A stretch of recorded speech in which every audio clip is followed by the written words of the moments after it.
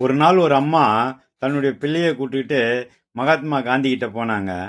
மகாத்மா காந்தி கிட்ட போயிட்டு, ஐயா இவன் என்னோட பிள்ளை தான், நான் சொல்கிற பேச்சை கேட்கவே மாட்டேன்றான், இவனுக்கு கொஞ்சம் புத்திமதி சொல்லுங்க ஐயா. நான் என்னம்மா புத்திமதி அவனுக்கு சொல்லணும் அப்படின்னு மகாத்மா காந்தி கேட்டார். இவன் டெய்லி சர்க்கரை சாப்பிட்றான் ஐயா, சர்க்கரை சாப்பிட்றது உடம்புக்கு கெடுதல், நான் எவ்வளோ சொல்லியும் கேட்க மாட்டேன்றான். அதனால் உங்கள் மேலே இவனுக்கு ஒரு மரியாதை இருக்குது, அதனால் நீங்கள் சொன்னால் இவன் கேட்பான் அப்படின்னு அந்த அம்மா சொன்னாங்க. சரிம்மா நான் சொல்கிறேன், நாளைக்கு கூப்பிட்டு வாங்க அப்படின்னு சொல்லி மகாத்மா காந்தி சொல்லி அனுப்பிச்சிடுறாரு. அந்த அம்மாவும் நாளைக்கு கூப்பிட்டு போனாங்க. அப்போ காந்தி மகாத்மா அவர் அந்த பையன்கிட்ட வந்து, தம்பி சர்க்கரை சாப்பிடக்கூடாது, சர்க்கரை சாப்பிட்டா உடம்புக்கு கெடுதல், அதனால் சர்க்கரை சாப்பிடக்கூடாதுப்பா அப்படின்னு சொன்னார்.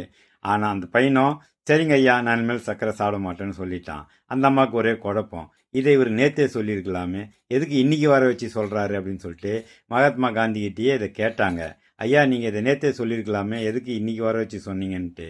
அம்மா நேற்று வரைக்கும் நானும் சர்க்கரை சாப்பிட்டுன்னு இருந்தேன், அதனால் நேற்றுலேருந்து இன்னி வரைக்கும் நான் சர்க்கரை சாப்பிட்றத நிறுத்திட்டேன், நிறுத்தின பிறகு தான் இந்த பையனுக்கு நான் சர்க்கரை சாப்பிடக்கூடாதுன்னு சொன்னம்மா அப்படின்னு சொன்னார். இந்த கதையிலேருந்து நம்ம என்ன தெரிஞ்சுக்கிட்டோம்னா, நாம் அடுத்தவங்களுக்கு புத்தி சொல்கிறதுக்கு முன்னால் நாம் அந்த மாதிரி இருக்கிறோமா அப்படின்னு நம்ம தெரிஞ்சுக்கிட்டோம்.